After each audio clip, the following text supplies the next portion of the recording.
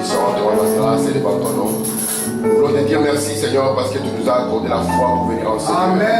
Afin de te voir, oh Dieu, et te voir glorifier dans nos vies, Seigneur. Alléluia. Père bien-aimé, oh Dieu, nous voulons venir ici à chaque moment, Seigneur, pour entrer en contact et en conférence avec toi. Parce que nous savons, Seigneur, qu'une fois dans ta présence, c'est là où nous sommes changés, c'est là où nous sommes transformés, c'est là où tu établis ton plan, Seigneur, et c'est là où tu glorifies le nom de Jésus, Seigneur. Prends ces moments entre tes mains, Père, et Seigneur Jésus, laisse que toute parole qui sortira d'ici ne soit que ta volonté parfaite, Seigneur. Père bien-aimé, tu as fermé la bouche du lion au temps de Daniel, Seigneur. Ferme ma bouche, Seigneur, afin que je ne dise pas quelque chose qui vient de moi, oh Dieu, mais que je puisse dire que c'est qui vient de toi, oh Dieu. Je t'abandonne mon frère, je t'abandonne ma soeur. Nous sommes un peuple constamment dans les besoins, Seigneur. Laisse que ta grâce vienne et rencontre les besoins de chacun. Que ceux qui n'ont pas pu être là, Père, Seigneur, tu puisses te souvenir d'eux. Et je pense particulièrement, Seigneur, à ma jeune qui est à l'hôpital, oh Dieu. Laisse que ta main de grâce, oh Dieu, toi qui es ressuscité des morts, Seigneur, et qui as confirmé, Seigneur, la victoire sur la maladie et toutes choses, Seigneur, que tu puisses la rencontrer là-bas, Seigneur, et te révéler à elle, Seigneur, comme étant le qui guérit de chaque maladie, Père. Glorifie ton nom, de ton peuple, Père, je te prie, au nom de Jésus-Christ. Amen. Amen. Que le Seigneur vous bénisse. Amen. Nous allons nous lever pour lire la parole de Dieu.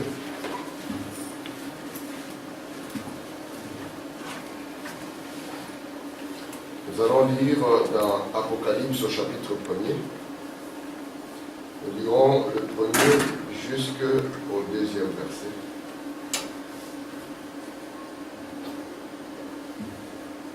Lisons la parole ensemble.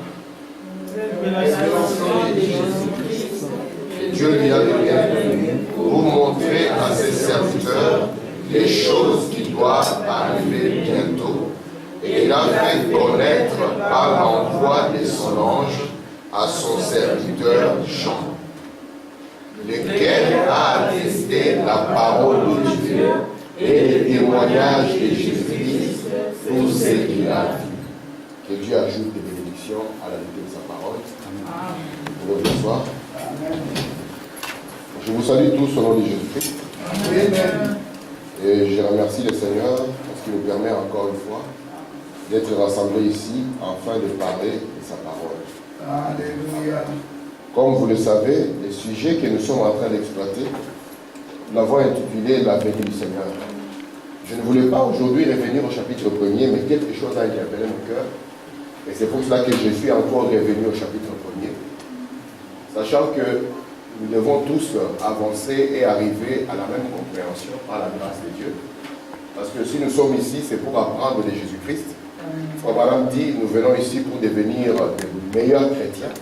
Nous venons ici pour devenir de meilleurs voisins et de meilleurs parents. Et je pense que la manière dont Dieu a pour pouvoir nous tailler, il est fait au travers de sa parole. Amen. Amen. Je vous avais dit que le livre d'Apocalypse est divisé en 3 parties. Je pense que cela est déjà compris. Amen.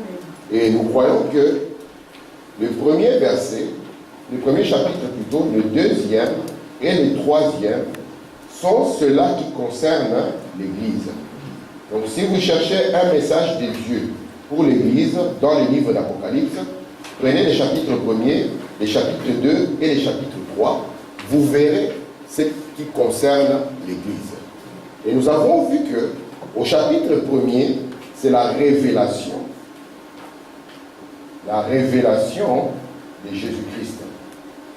Parce que, Frère Branham dit, ceux-là qui disent Apocalypse de Saint Jean, ils se trompent.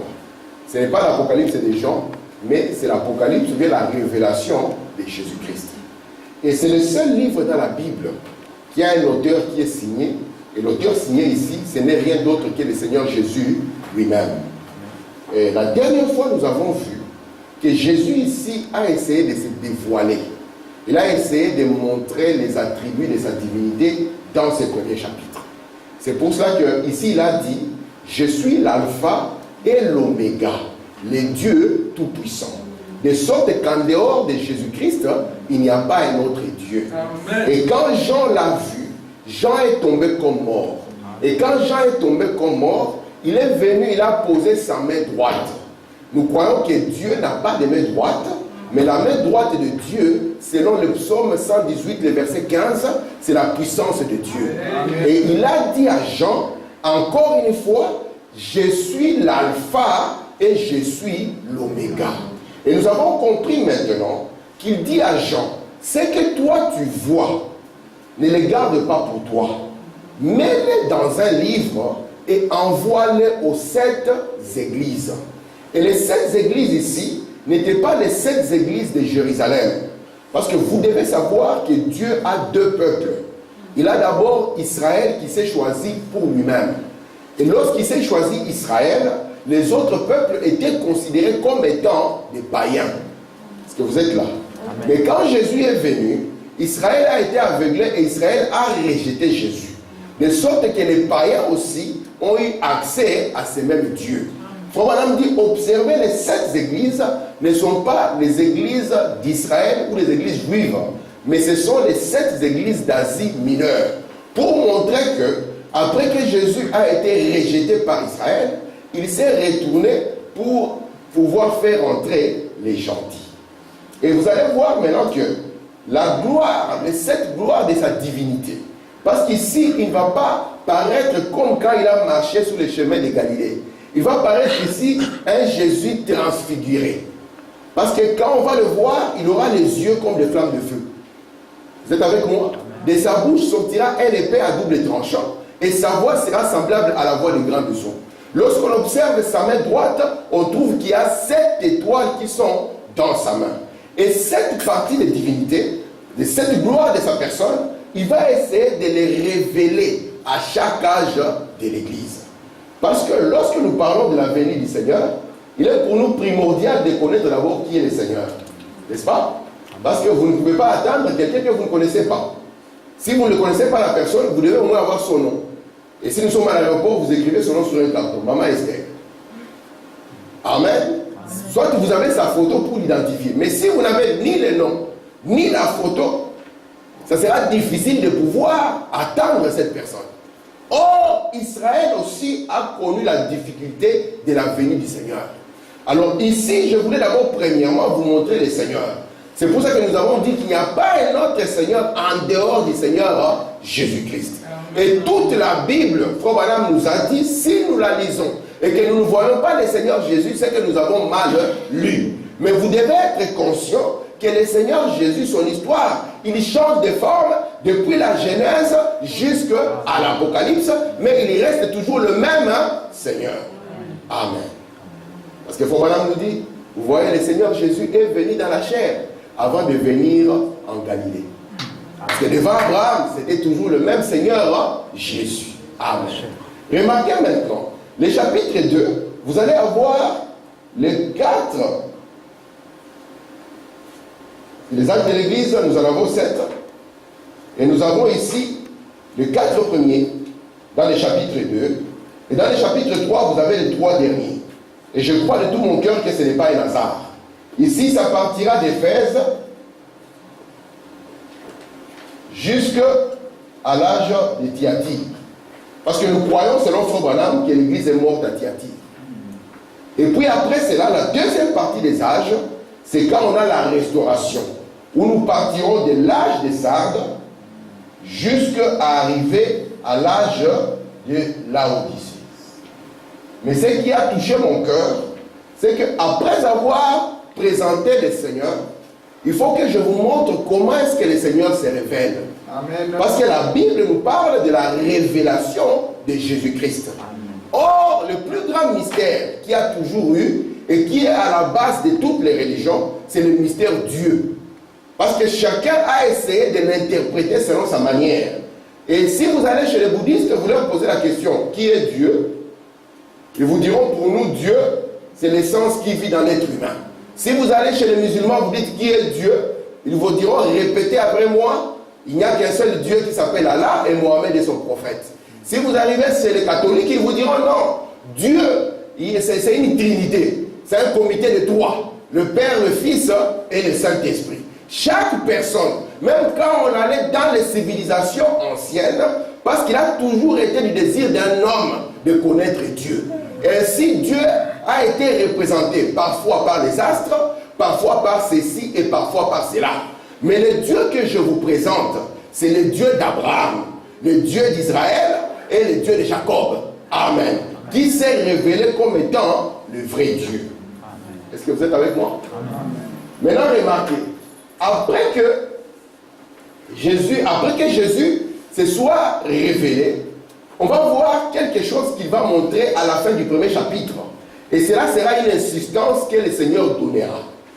Mais vous devez savoir que dans la loi de Dieu, pour que Dieu se révèle, il a besoin d'un don. Il a besoin d'un ministère. Il a besoin d'un homme qu'on appelle le prophète. Est-ce que vous comprenez ça? Amen. Là où il n'y a pas de prophète, Dieu ne sait pas se révéler. Parce que Dieu se révèle au travers d'un prophète. Amen. Amen. Je prends ici Apocalypse 6. Aujourd'hui, je vais rester longtemps dans la Bible, vraiment longtemps. Afin que nous puissions voir que notre message est tiré de la Bible. Parce qu'il est très important que nous puissions avoir la base de la Bible pour pouvoir bien appréhender ce que le prophète nous dira. Je suis dans Apocalypse 6, 22, le verset 6. Il est écrit ceci. Il me dit, ces paroles sont certaines et véritables. Et le Seigneur, le Dieu des esprits des prophètes, il a envoyé son ange. Je vous ai dit que le mot ange, ça ne parle pas de naître avec des ailes, non. Le mot ange signifie un messager. Amen. Donc le Seigneur qui est le Dieu des esprits des prophètes a envoyé son message, son messager pour montrer à ses serviteurs les choses qui doivent arriver bientôt. Donc le Dieu des esprits des prophètes, qu'est-ce qu'il fait pour montrer sa révélation? Il ne vient pas par un désordre. Dieu envoie un messager afin que ses serviteurs puissent voir au travers du message qu'il leur est donné les choses qui doivent arriver bientôt. Je prends encore ici le verset 22 pour identifier qui est Jean. Parce que Jésus n'avait pas que Jean comme apôtre. Il en avait beaucoup. Mais il a voulu que cette révélation vienne à Jean. Je vous avais dit la dernière fois que même Hergé savait que Jean était l'aigle de Patmos. Lisons ici Apocalypse 22, le verset 9. Il me dit, garde-toi de le faire. Alléluia. C'est l'ange qui parle à Jean. Je suis ton compagnon des services et celui de tes frères, les prophètes. Alléluia.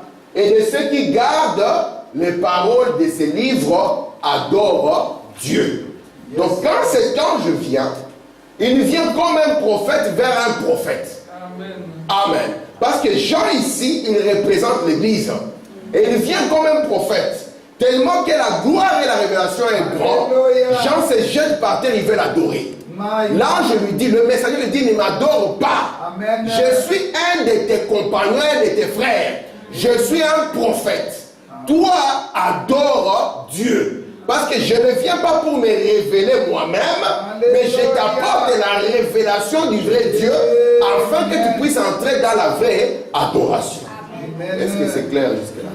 Nous devons être conscients que Dieu, quand il veut révéler quelque chose, il a besoin d'un prophète. S'il n'y a pas un prophète, Dieu ne sait pas travailler. Dieu ne sait pas révéler les choses. Amen. Regardez maintenant, je prends Apocalypse 1 et je vais montrer une insistance du Seigneur à la fin. Il avait montré les gloires de sa personne. Mais il y a quelque chose sur lequel le Seigneur va revenir encore. Le verset 19 dit ceci. Écris donc les choses que tu as vues. C'est pour ça que nous ne croyons pas que Jean soit l'auteur. Jean est celui simplement qui a été le secrétaire. Mais on lui a dit, écris les choses que tu as vues. Écoutez, et celles qui sont, et celles qui doivent arriver après elles. Le verset 20, il revient, le mystère de cette étoile. Il n'a pas parlé du mystère de l'épée qui sortait de sa bouche. Il n'a pas parlé du mystère de ses yeux qui étaient comme des flammes de feu, mais il revient sur ce mystère. Le mystère de cette étoile que tu as vu dans ma main et de cette lampe d'or, les 7 étoiles sont les anges de cette église et les 7 lampes d'or sont les 7 églises. Est-ce que c'est clair? Amen. Il revient encore sur ça parce qu'il sait que c'est d'une importance capitale. Il dit les 7 étoiles que tu vois, représente 7 anges, en d'autres termes, 7 messagers. Parce que Dieu sans un messager, il ne peut pas se révéler. Amen. Mais cela vient d'où?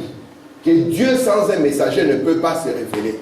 C'est pour ça que dans la Bible, on a écrit que dans les synagogues, on prêchait Moïse. Vous êtes avec moi? C'est pour que vous puissiez comprendre pourquoi ici nous insistons lorsque nous vous disons frère Branham me dit, frère Branham me dit, frère Branham me dit. Amen. Parce que cela parfois peut indisposer quelqu'un. Mais pourquoi lui frère Branham dit frère Samuel? On devait dire que Jésus dit. Mais Jésus pour parler, il a besoin d'une bouche. Amen. Et la bouche de Dieu s'appelle le prophète. Et c'est pour ça que Dieu vous donne un secret. Si vous voulez réussir, attachez-vous au prophète. Amen. Amen. Parce que celui qui veut réussir s'attache au prophète. Et Dieu a dit même à Josué. Il dit Josué, alors que mon prophète part, écoute bien, sa parole restera vivante. Amen. Laisse que cette parole de la loi puisse rester devant toi jour et nuit. Médite cela. Alors, moi, Dieu, je serai avec toi. Et si nous voulons réussir, voir Dieu être avec nous, il faut que nous puissions garder les paroles de la prophétie. Amen. Amen. Amen. Et il insiste donc, regardez, les 7 étoiles ne sont pas ailleurs. Les 7 étoiles sont dans ma main. Ils sont sous ma puissance. Ce sont 7 messagers. 7 messages que je vais envoyer et je veux que vous puissiez être attachés à ces messages. Amen. Ça va jusque là? Amen. Regardons ici. Nous avons vu que Jésus, lorsqu'il se révèle, et lorsqu'il va révéler cette gloire de sa personne, lorsqu'il va arriver au dernier messager, ça signifie que le mystère que les gens ont voulu connaître, le mystère Dieu, va arriver à la fin. Et parmi les 7 anges maintenant, au lieu qu'il parle du premier ange, du deuxième ange, maman, il insiste sur un seul, de tous, les 7. Il insiste sur le 7e ange. Amen. Et c'est pour ça que dans Apocalypse 10, il revient encore, pointant non pas le premier ange, non pas le deuxième ange, non pas le 3e, mais il pointe le 7e. Il est dit ici, mais qu'au jour de la voix du 7e messager, ou du 7e ange, quand il sonnerait de la trompette, le mystère de Dieu. On ne peut pas parler de révélation s'il n'y a pas un mystère. Amen. Et Frère Branham nous dit un mystère, c'est une vérité. Comprenez? Qui est cachée, mais qui est divinement révélée. Or, Dieu, comment est-ce qu'il révèle les mystères cachés? Il doit chercher un messager pour qu'au travers de lui, il puisse révéler ce qui est caché. Au jour de la voix du 7e ange, le mystère de Dieu s'accomplirait comme il a annoncé à ses serviteurs, les pasteurs. À ses serviteurs, les prophètes. Parce que Dieu n'a que ce seul moyen de pouvoir vous parler. C'est pour ça que Jésus a dit, l'homme ne vivra pas de pain seulement. Frère Branham dit, il était en train de parler de 2 pains et de 2 hommes différents. L'homme extérieur vit du pain de la boulangerie. Mais l'homme intérieur, il ne vit pas de pain de la boulangerie. Lui, il vit de toute parole qui vient de la bouche de Dieu. Or, la bouche de Dieu, c'est le prophète. Alléluia. Est-ce que ça va jusqu'à? Amen. C'est pour ça que Dieu vous attache au prophète. Yes, sir. Ce n'est pas quelqu'un d'autre, c'est Dieu qui vous le dit. Il vous attache au prophète pour qu'il y ait le succès dans votre vie, pour qu'il n'y ait pas la confusion dans votre vie. Il vous attache au ministère prophétique. Il n'a pas dit attachez-vous au pasteur, non. Il n'a pas dit attachez-vous à l'auteur. Il a dit je vous attache au prophète. Yes, sir. Parce que Dieu règne au travers de, il règne sur son peuple au travers d'un prophète. Au début, les 3 fonctions du Seigneur, à savoir le sacrificateur, le prophète et le roi, étaient réunis seulement dans le prophète. Et c'était le prophète Moïse qui portait les 3. Et plus tard, à cause de la confusion, on va détacher, c'est cela. Jusqu'à ce que Dieu reprenne tout. Amen. Amen. Merci Seigneur. Quand le peuple voulait un roi, ils ont rejeté le prophète. Alors Dieu a dit ça va. Des 3 prérogatives, je vais prendre un. Je détache. Après un moment, quand Dieu avait aimé Moïse, il a dit Moïse, il y a beaucoup de fonctions pour toi, je vais détacher un. Il a pris la prêtrise, il a donné à Aaron. Il va prendre la royauté, on va donner à Saül. Et le prophète gardera le prophète. Mais Dieu dira, il dit Samuel, ce n'est pas toi qui le rejettes, c'est moi qui le rejette. Parce que Dieu règne sur son peuple au travers. Est-ce que ça va jusque-là? J'aimerais que vous puissiez comprendre que Dieu nous demande d'être attachés à quel ministère? Est-ce qu'on a dit un ministère pastoral? Est-ce qu'on a dit un grand docteur? On a dit un archibishop? On a dit attachez-vous au prophète. C'est ça le secret de la réussite. Amen. Si nous ne réussissons pas dans nos vies chrétiennes, c'est que nous ne sommes pas attachés au prophète. Si vous voulez être vraiment un exemple de réussite, faites comme Josué. Attachez-vous au prophète et vous verrez la réussite. Amen. Regardez maintenant ici dans Amos 3. Nous sommes au verset 7. Jusque-là, je suis dans la Bible, n'est-ce pas? Amos 3, le verset 7. Qu'est-ce qui est écrit? Car le Seigneur, l'Éternel, il fait parfois des choses. Ne fait rien. Est-ce que vous voyez le mot? Ne fait rien sans avoir révélé son secret à ses serviteurs, les pasteurs. J'insiste. Le Seigneur l'Éternel, lui, ne fait rien sans avoir révélé. S'il a un secret, la manière de révéler, on ne peut pas parler de la révélation si premièrement il n'y a pas un prophète. Il le dit ici, il ne fait rien sans révéler ses secrets à ses serviteurs, les prophètes. Pourquoi Dieu agit-il comme ceci?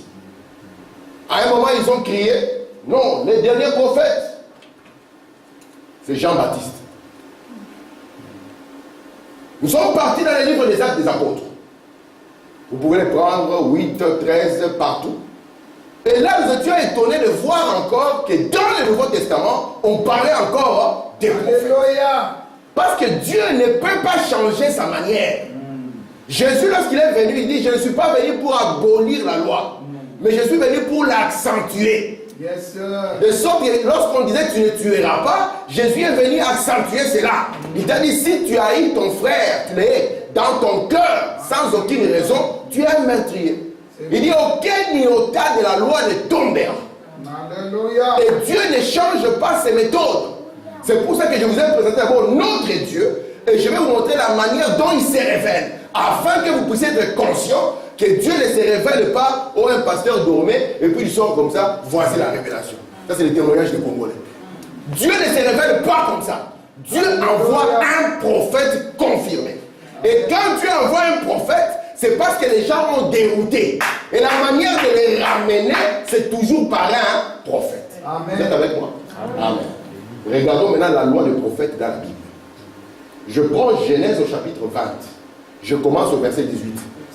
Si on est d'accord, tu croiseras un témoin de Jéhovah, il ne faudrait pas qu'il te dise, je n'ai pas la citation. Tu prendras ta Bible et tu nous montreras que c'est biblique.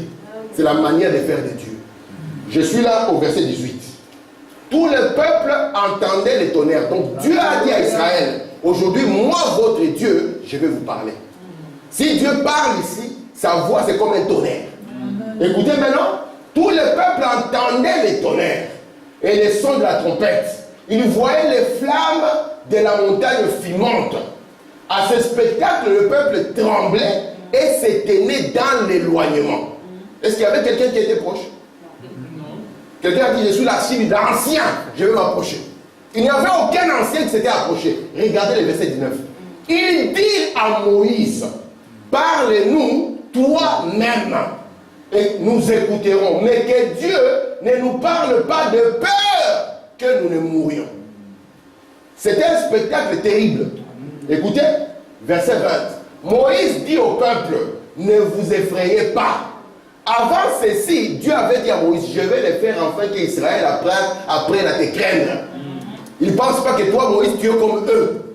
Un prophète n'est pas un pasteur. Un prophète n'est pas un petit copain. Un prophète, c'est Dieu sous la forme d'un messager.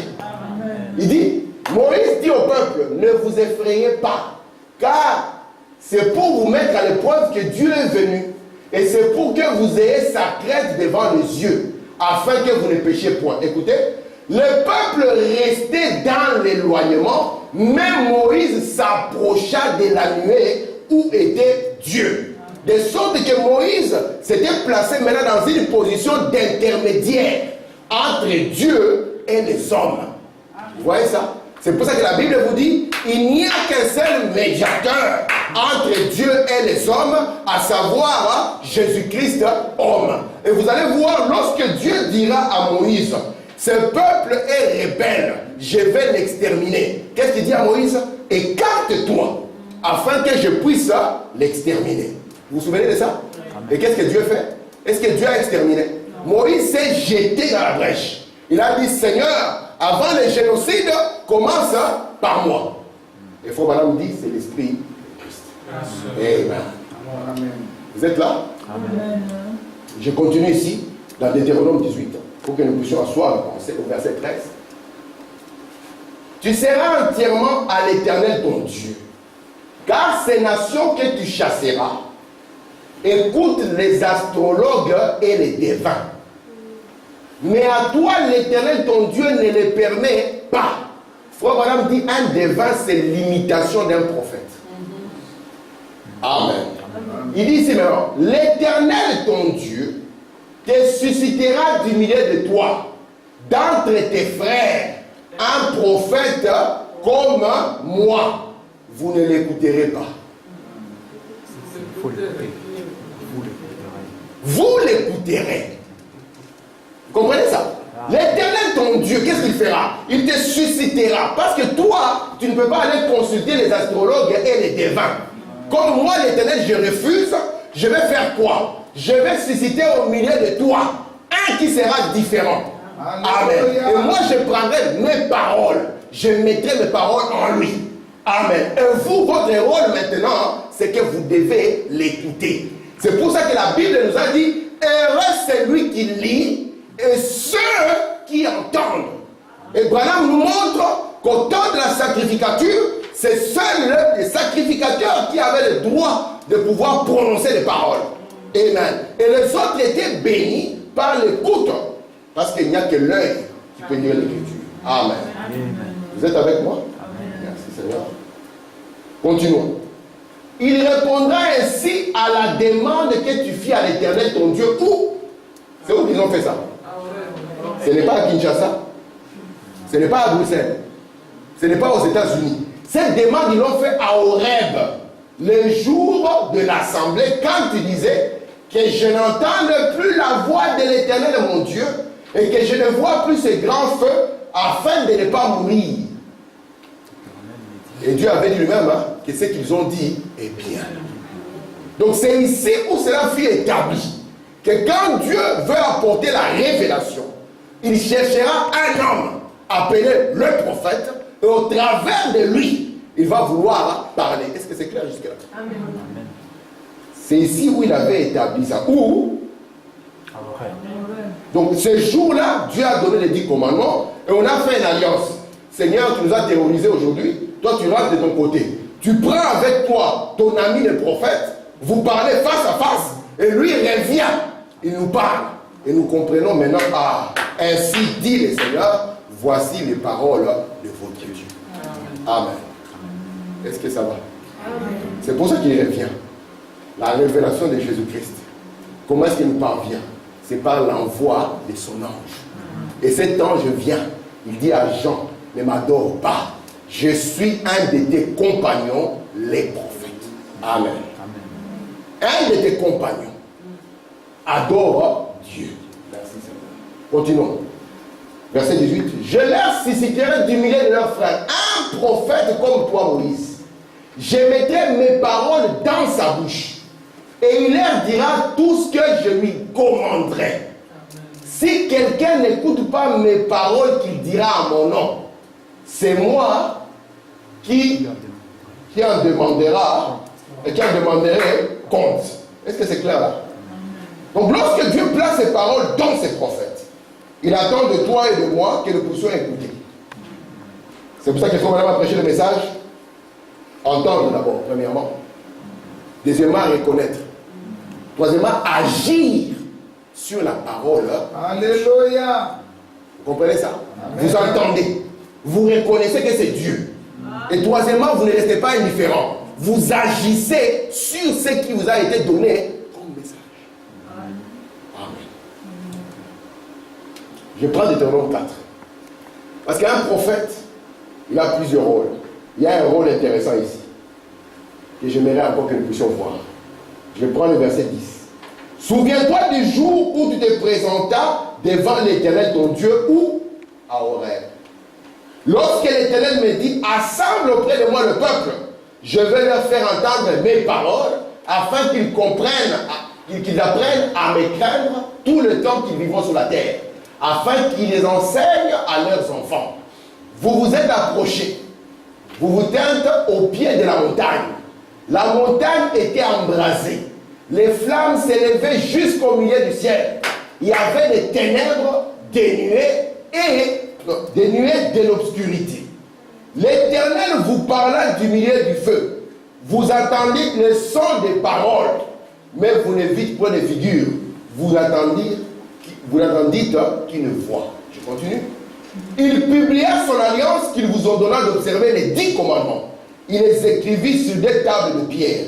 Écoutez le verset 14. En ce temps-là, l'Éternel me commanda de vous enseigner les lois et les ordonnances afin que vous les mettiez en pratique dans le pays que vous allez prendre possession. Le prophète, c'est un enseignant pour le peuple. Il enseigne la volonté de Dieu. Il enseigne au peuple comment marcher. C'est pour ça que Moïse n'était pas simplement celui qui les avait promulgués, mais Moïse était celui qui avait enseigné à Israël comment Israël allait marcher. Amen. Le prophète, c'est un rôle important. Je continue. Dans Osée 12. Regardez ce qui est écrit. Par un prophète, l'Éternel fit monter Israël hors d'Égypte. Et la suite, par un prophète, Israël fut gardé. Amen. Donc la protection d'Israël, c'était le prophète. La délivrance d'Israël, c'était le prophète. C'est pour ça que Amos, toi reviens, car l'Éternel Dieu, la révélation ne vient pas par un pasteur, ni par un docteur. La révélation arrive par un prophète. C'est pour ça qu'au jour de la voix du 7e messager, et souvenez-vous, comme il s'agit de la révélation, ça sera au jour de la voix de ce prophète, le mystère Dieu serait amené à terme. Amen. Amen. Ça va jusque là? Amen. Merci mon Dieu. Je vais lire maintenant quelque chose que Frère Branham a dit. Pour vous montrer que la continuité de la parole ne change pas. Je suis dans Messieurs, nous voudrons voir Jésus que Frère Branham a prêché à Dallas le 4 mars 64, ici au paragraphe 78. Il dit ceci. En effet, la parole ne vient qu'au prophète, à rien d'autre. Combien comprennent ça? L'assemblée dit Amen. Voyez, regardez, c'est tellement parfait que quand Jean, qui était le prophète, se tenait dans les eaux, en train de baptiser, alors Jésus est venu à lui dans l'eau. La parole est venue au prophète. Il était la parole, il est venu à Jean dans l'eau. Dieu ne change jamais son système. Il ne change jamais sa façon de faire. Il est le Dieu immuable. Écoutez, eh bien, les églises n'ont pas cru ça, pas du tout. Mais ça n'a pas arrêté le programme de Dieu. Celui-ci a continué quand même. Jésus était la parole. Et pourtant, tout le monde attendait à ce que le Messie puisse naître dans le temple. Mais au lieu que le Messie puisse venir vers le temple, la parole de Dieu ne vient qu'au prophète. Au commencement était la parole a été faite chair, et la parole faite chair est venue vers Jean. Vous êtes avec moi? Pour montrer que le système de Dieu ne change pas, la manière dont Jésus a pour pouvoir faire quelque chose, il a besoin d'un prophète pour le tourner. Vous êtes avec moi? Amen. Donc ça, si on vous dit aujourd'hui, sœur Linda, Jésus va venir, toi ne te préoccupe pas de ça, cherche le prophète qui doit le présenter. Parce que si tu trouves le prophète qui va le présenter, tu vas trouver Jésus. Tous ceux qui ont raté Jean avaient difficile à trouver Jésus. Parce que la manière dont la parole ne vient qu'au prophète. C'est le système de Dieu. On n'a pas dit que la parole vient à un pasteur. On n'a pas dit que la parole vient à une église. Il dit les églises n'ont pas dû, mais le programme de Dieu n'a pas été arrêté. Amen. Jésus, il faut me dire, vous voyez, on l'a obligé à devenir interdénominationnel. Parce qu'aucune église ne voulait les recevoir. Il dit comme il en est maintenant. Amen. C'est pour ça qu'au Branham, ils ont écrit interdénominationnel. Merci Seigneur. Ok. Quand Dieu envoie un prophète, c'est que souvent les gens dévient. Si vous vous confiez au ministre, aux Éphésiens 4, comme on dit, ils vont vous amener dans la déviation totale. Et quand les gens dévient, Dieu doit venir dans son rôle de souverain berger, au travers d'un prophète, pour ramener les choses. Regardez ici. Nous sommes dans 1 Roi 18. Ok, vous connaissez bien cette histoire. Au moment de la présentation de l'offrande, ici ce n'était pas l'offrande du matin, ce n'était pas celui de midi, c'était l'offrande du soir. Élie le prophète s'avança et dit: Éternel Dieu d'Abraham, d'Isaac et d'Israël, que l'on sache aujourd'hui que tu es Dieu en Israël et que je suis ton serviteur et que j'ai fait toutes ces choses par ta parole. Écoutez, réponds-moi, Éternel, réponds-moi, afin que ce peuple reconnaisse que c'est toi, Éternel, qui es Dieu et que c'est toi qui ramène. Il ramène quoi? Est-ce que le cœur est au pluriel? Non. Vous l'avez déjà remarqué. Ce cœur n'a jamais été au pluriel. Qui ramène leur cœur? Parce que lorsque le cœur commence à dévier, et vous savez que le cœur c'est un niveau élevé, le seul moyen par lequel Dieu a de ramener le cœur, écoutez, c'est par ce ministère qu'on appelle le prophète. Et c'est pour ça qu'il se pointe alors qu'il y avait Jézabel qui commençait à dévier le peuple. Il a dit, ok, comme ils disent qu'ils ont la puissance, comme ils disent qu'ils ont Dieu, on va leur laisser les terrains. On ne va pas se presser, on va leur donner la prééminence. Allez, invoquer Baal. Ils ont commencé le matin. Ils sont arrivés à midi. On dit peut-être Baal vient de manger, il est en sieste. Alors ils ont continué. Quand ils ont continué, ils sont fatigués, ils se sont lacérés. Baal ne répondait pas. Peut-être votre Dieu a voyagé. Et quand le temps de l'offrande du soir, parce que le temps du soir, c'est le temps d'Élie. Quand le temps du soir est arrivé, alors Élie, qu'est-ce qu'il a fait? Il a rétabli l'autel avec les 12 pierres. Il a mis les sacrifices et l'offrande et il a versé de l'eau. Il a dit, le Dieu qui répondra par le feu est le vrai Dieu. Et il dit, remarquez ici, j'aimerais que ce peuple comprenne aujourd'hui qu'après avoir dévié à gauche et à droite, le seul qui les ramène par la révélation, c'est toi Dieu, mais au travers d'un prophète. Vous êtes avec moi? Amen. Donc il n'y a pas de révélation sans un prophète. C'est lui qui vous dit le contraire. Si vous voulez être ramené, c'est un prophète qui vous ramène. Vous voulez être délivré, c'est Dieu qui envoie sa main puissante. C'est un prophète. Vous voulez être gardé, Dieu envoie encore sa main puissante. C'est un prophète. Amen. C'est pour ça que nous disons ici, frère Branham a dit. Parce que c'est ce qui nous garde. Mes soeurs, frère Branham a dit, il ne faut pas teindre vos cheveux en jaune. Il dit, je n'ai aucune écriture, mais ça ne ressemble pas à un humain. Merci Seigneur. Nous sommes ici dans Malachie chapitre 4. Écoutez. Alléluia. Dieu est parfait. Il revient, il rappelle les gens Exode 19 et Exode 20. Il est là. Et Deutéronome 15 et Deutéronome 4. Souvenez-vous de la loi de Moïse. Il commence par ça. Mon serviteur, auquel j'ai prêché où? À Horeb, qu'est-ce que Dieu avait dit? Qu'il se révélera par un pasteur, un archibishop. Il dit ici, j'ai prescrit à Horeb pour tout Israël des préceptes et des ordonnances. Voici, je vous enverrai Élie le prophète, avant que le jour de l'Éternel arrive. Ce jour grand et redoutable dont Pierre a parlé. Il ramènera plusieurs cœurs.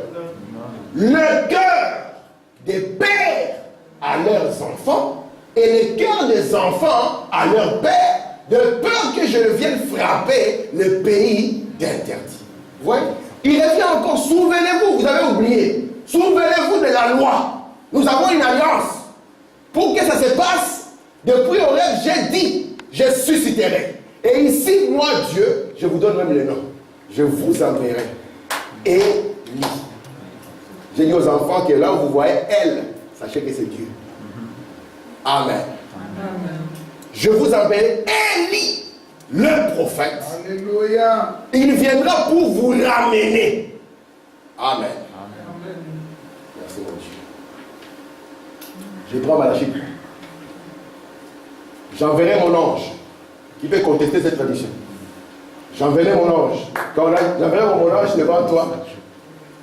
Et je mettrai mon nom en lui. Voilà, me dit, j'espère que vous comprenez ce que c'est. Amen. Il ne pardonnera pas vos fautes. Il dit, j'enverrai mon ange. Il préparera les chemins devant moi. Et soudain entrera dans le temple le Seigneur que vous cherchez, les messagers de l'alliance que vous désirez. Eh bien, voici, il vient, dit l'Éternel des armées. Vous savez une chose, mes frères, nous avons vu, et c'est pour ça que je me suis senti vraiment poussé à ce que je revienne. Si vous pouvez éteindre vos téléphones, ça m'aidera. Quand vous entrez ici, éteignez vos téléphones. De manière que nous ne puissions pas entrer dans les autres zones et les autres dimensions. Que nous puissions rester dans nos dimensions.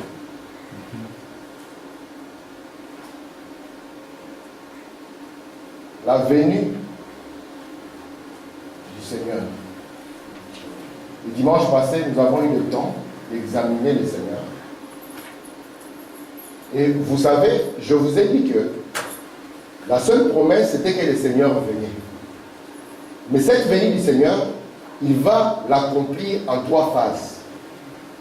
Une première fois, une deuxième fois et une troisième fois. Et le problème, si vous n'identifiez pas le Seigneur, lorsqu'il sera dans ces phases, vous aurez des difficultés de pouvoir savoir ce qui est en train de se passer.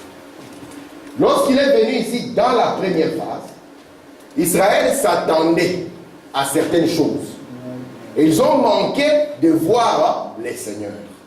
Frère Branham nous dit, Dieu se manifeste dans 3 dispensations, à savoir la dispensation du Père, la dispensation du Fils et la dispensation du Saint-Esprit. Et il montre le Père, c'était sa position au-dessus du peuple. Le Fils, c'était quand il avait placé sa tente au milieu du peuple. Vous êtes avec moi? Amen. Et il montre maintenant que ici, Israël ne savait pas qu'il était passé d'une dispensation à une autre. Et quand il est venu ici, dans la dispensation du Fils, sous la forme d'un prophète, vous comprenez ça? Il est venu sous la forme d'un prophète, qu'on appelait le prophète de Galilée. Il est venu, quand il est venu sous la forme d'un prophète dans cette première phase, Israël voulait voir le Père. Or, il n'était plus dans la dispensation du Père. Ils sont là, ils ont crié, montre-nous le Père, et cela nous suffit. Vous comprenez cela? Montre-nous le Père, et cela nous suffit. Mais ils ne savaient pas que ce n'était plus la dispensation du Père. Et cela a été un moment d'aveuglement pour eux. Souvenez-vous aussi que, la même manière que le temps d'Israël a fini par un aveuglement, le même temps des gentils aussi finira par un aveuglement. Et qu'est-ce qui a aveuglé Israël? C'était la forme dans laquelle il s'est présenté à Israël. Vous êtes avec moi? Amen. Et cela ne change pas. Donc, cette venue, elle va se faire en 3 parties. La première partie, il était venu pour mourir à la croix. Il est venu pour mourir, donc comme un mortel. Ici, la deuxième fois, il vient pour enlever. Et la troisième fois, il vient pour régner. Vous voyez ça? La première fois pour mourir, la deuxième fois pour enlever, la troisième fois pour pouvoir régner. Est-ce que jusque là c'est bon? J'ai voulu descendre vraiment de manière que nous puissions partir avec la pensée de ce qu'est un messager. C'est très important pour nous. Et lorsqu'il est venu la première fois, Israël, tout ce qu'Israël attendait, c'était son règne. C'est tout ce qu'Israël attendait. Israël voulait manger, voir le lait couler des montagnes. Israël voulait récupérer les Romains. Quand on frappait un Romain, il les regardait, c'est pas comme ça. Il dit, attends, quand le Seigneur viendra, tu verras. Amen. Comme les chrétiens jusqu'à aujourd'hui. Tu passes dans cette grosse voiture, il est éclaboussé d'eau, il dit, attends, je te jugerai et tu sentiras. Amen. Je l'ai déjà vu, en fait. Regarde ta voiture, bam, attends. Tu auras le jugement sur toi. Le jour où je serai assis sur le trône. Israël aussi avait de telles conceptions. Amen. Et les plus grands ennemis de la foi, ce sont les conceptions. Qui ne peuvent pas être soutenues ni par le prophète, ni par la parole. Amen. Regardez maintenant. Il était venu ici pour donner sa vie. Israël l'avait raté. Il avait raté pourquoi? Parce qu'ils ont manqué de demeurer avec le prophète. Vous comprenez cela? Ils ont manqué de demeurer avec le prophète. Ils ont préféré demeurer avec les pasteurs. Notamment un pasteur qu'on appelait Caïphe. Il avait son associé Anne. C'était la plus grande église. Frère Branham me dit, s'il faisait une convention, tout Israël venait. Mais je vous ai dit, Dieu vous a attaché. Amen. Alors ici, il dit,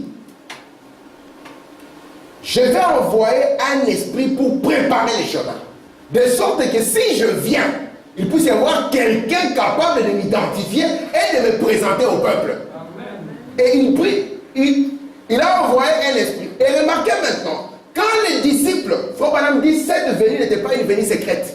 J'ai lu la situation ici avec vous, où Frère Branham a commencé à montrer un tiers, un cinquième, un centième de cela. Il a commencé à montrer que ceux qui ont compris n'étaient que très peu. Vous vous souvenez de cette situation? Amen. Amen. Et regardez maintenant. Il dit, je l'envoie afin de préparer les chemins devant moi. Et soudain entrera dans son temple le Seigneur que vous attendez. Et lorsque les disciples ont compris qu'il s'agissait de Jésus, ils ont dit, mais comment est-ce que Jésus peut venir sans que Élie ne vienne premièrement? Et là, il leur dit, Élie est déjà venu et vous ne l'avez pas réveillé. Et le rôle d'Élie ici, c'était de faire quoi? C'était de ramener le cœur. Pourquoi j'ai mis Malachie 3? C'est pour vous dire que malheureusement, Jean-Baptiste n'a pas de place dans Malachie 4. Amen. Jean-Baptiste, vous ne pouvez pas le voir. Malachie 4 a deux rôles à jouer. Il ramène le cœur du père et le cœur des enfants. Ce sont les deux rôles qu'il a à jouer. Ce n'est pas une partie Jean-Baptiste. Jean-Baptiste n'est pas dans Malachie 4, parce que Malachie 4, c'est avant le grand jour des... Alléluia. Mais Jean-Baptiste devait ramener le cœur des pères vers les fils. Regardez maintenant ici, dans notre Bible chérie. Si vous prenez dans Marc 11, et dans Marc 1, dans Matthieu 11 et dans Luc 7, vous allez voir qu'ils sont en train d'identifier Jean-Baptiste quant aux Écritures. Car c'est de lui dont il est écrit, voici j'envoie mon messager devant ma face pour préparer ton chemin devant toi. Voici j'envoie devant toi mon messager qui préparera ton chemin. Voici j'envoie mon messager devant ta face pour préparer ton chemin devant toi. Et si vous voulez savoir maintenant où est l'écriture qui montre que Jean-Baptiste a ramené, parce que vous avez refusé que ce n'est pas dans Malachie 4. Où est l'écriture qui montre que Jean-Baptiste ramène les gens? Il se trouve dans Luc 1, au verset 17. Il marchera devant Dieu avec l'esprit et la puissance d'Élie pour ramener les cœurs de père vers les enfants. N'allez pas les chercher dans Malachie chapitre 4. Parce que Malachie chapitre 4 ne s'agit pas de la première venue du Seigneur, mais il s'agit de sa seconde venue. Est-ce que ça va jusque-là? Merci Seigneur. Je vais lire, je me dirige vraiment vers ma fin. Ouais, encore peut-être 10 minutes et j'ai fini. Parce que j'ai dit que je donnerai en petite portion. Je suis au paragraphe 90. C'est une belle écriture celle-ci. Une très belle citation. Dans le message, l'âge de l'Église de la Odyssée. Nous sommes convaincus maintenant que l'ange de ce dernier âge de l'Église a été annoncé dès l'Ancien Testament. Maintenant, les autres ne l'ont pas été.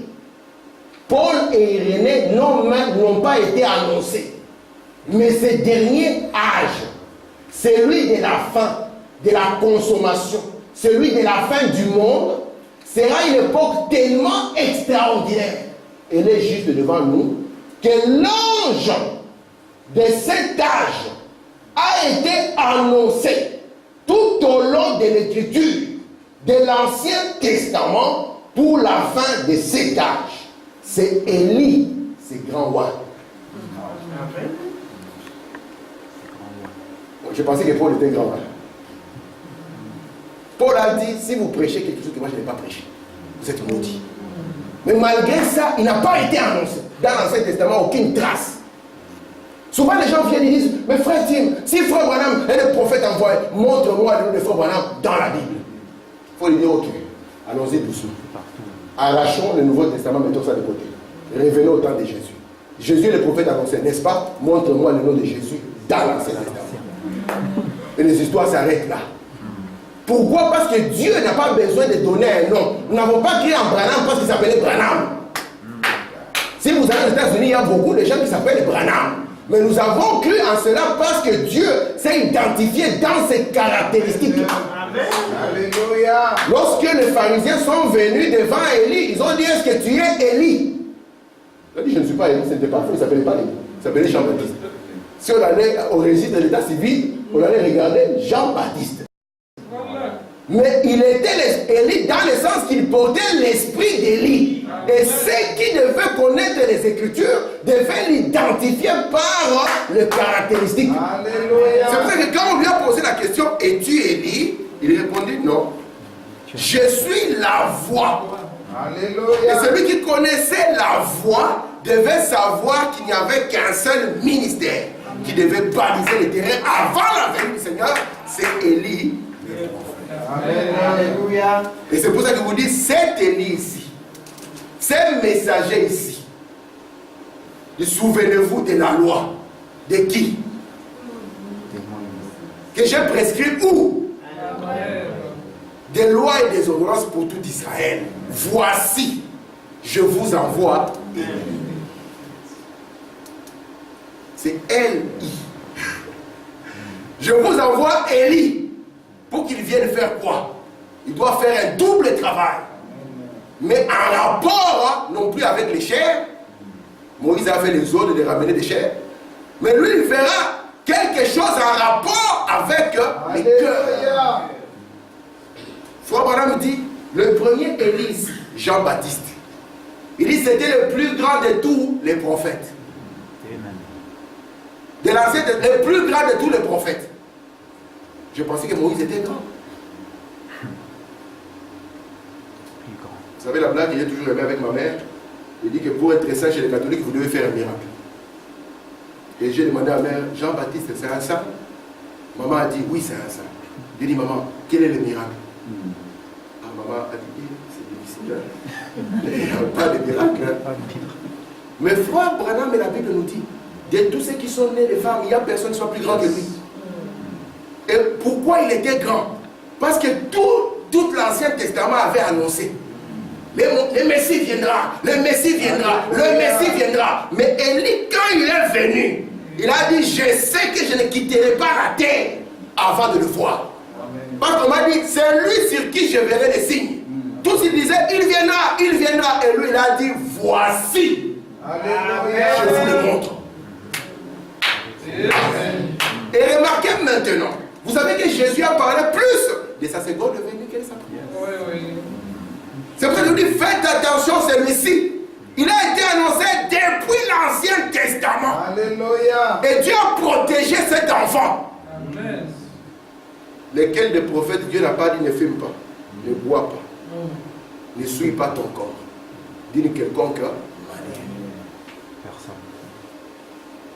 Amen. Interrogeons les dents. Où est-ce que cela avait déjà eu? Ne bois pas. Toi, ne bois pas. Oh Seigneur, j'ai le libre arbitre. Laisse-moi, je veux boire aussi. Il étouffe le libre arbitre. Que tu le veuilles ou pas, tu ne boiras pas. C'est que moi aussi, je vais fumer. Mon père, d'abord, il boit. Moi aussi, je vais fumer comme tout le monde à l'école. Il veut fumer, il y a les rouges qui arrivent. De manière qu'il est prisonnier. Même sa propre volonté est étouffée. Voici, je vous enverrai Élie, le prophète. Et il sera le plus grand des prophètes. Amen. Depuis Enoch jusqu'à nos jours.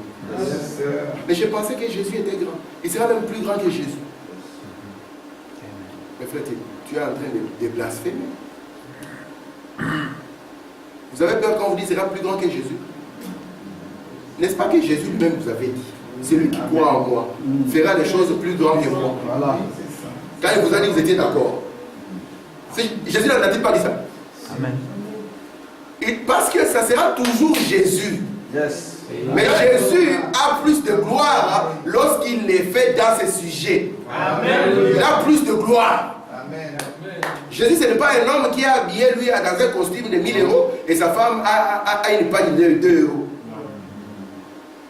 Lui, il aime qu'il puisse monter ce qu'il est capable de produire. Amen. C'est pour ça qu'il dira à ses prophètes, ne veux-tu pas me prêter ton corps? Alléluia. Amen. Amen. La manière dont Dieu se révèle, c'est par un prophète. Amen. Révélation de Jésus-Christ que Dieu lui a donné. Nous avons vu que Jésus n'avait pas besoin d'une révélation. S'asseoir là, recevoir la révélation pour en faire quoi? Pour être sauvé. Révélation de Jésus-Christ que Dieu lui a donné. Par l'envoi de son ange. Pour faire connaître à ses serviteurs les choses qui doivent arriver bientôt. Voici, je vous enverrai Élie. Dieu. Amen. Amen.